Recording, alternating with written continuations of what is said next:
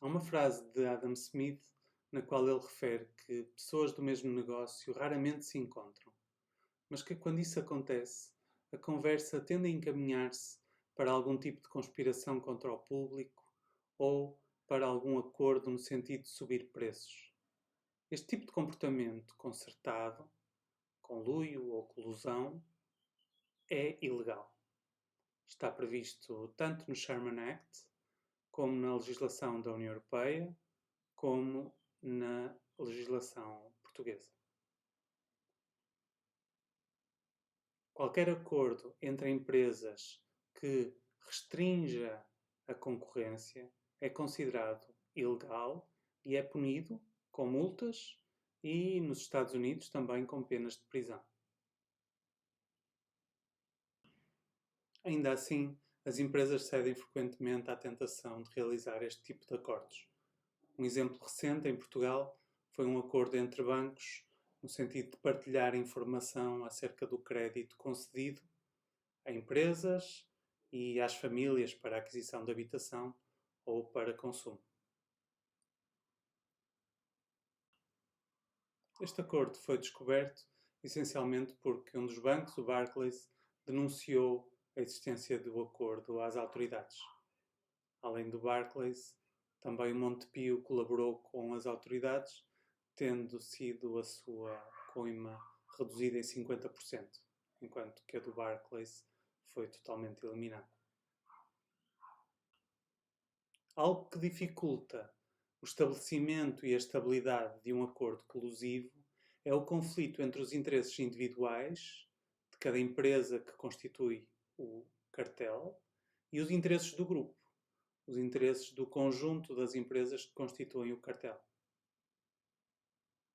O grupo tem interesse em fixar um preço relativamente elevado, digamos, o preço correspondente a uma situação de monopólio, a situação em que todas as empresas eram controladas por uma única entidade com o objetivo de maximizar o lucro conjunto. No entanto, o incentivo individual é o de maximizar o próprio lucro.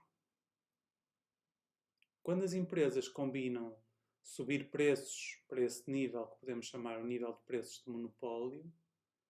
significa que as empresas vão estar a vender uma quantidade reduzida a um preço elevado. Nessa situação, há muitos consumidores que não são servidos, não pretendem adquirir o bem a esse preço porque é um preço bastante elevado. Isto é, há uma procura residual, digamos assim, todos os consumidores que não são servidos, há uma procura residual que é relativamente elevada. Uma empresa tem a tentação de servir essa procura residual, isto é, de baixar o preço e de forma a vender a um grande número de consumidores que estariam dispostos a adquirir o bem a um preço razoável, mas que ao preço que é fixado pelo cartel não estão dispostos a adquirir. Então, quanto mais elevado for o preço que o cartel decide fixar, maiores são os incentivos para uma empresa individual de não cumprir a decisão do cartel, violar o acordo e fixar um preço mais baixo, de forma a servir esses consumidores e lucrar com a venda, quase como um monopolista dessa procura residual, da venda a esses consumidores. Uma empresa, quando pondera cumprir o acordo ou desviar-se do acordo, isto é, fixar o preço combinado pelo cartel ou fixar um preço mais baixo, produzir uma quantidade mais elevada, de forma a servir a procura residual, coloca num prato da balança o seu lucro no curto prazo, isto é, o ganho que poderá ter no imediato por fixar um preço mais baixo e assim servir os consumidores que não estão a ser servidos pelo cartel. e no outro prato da balança o seu lucro futuro.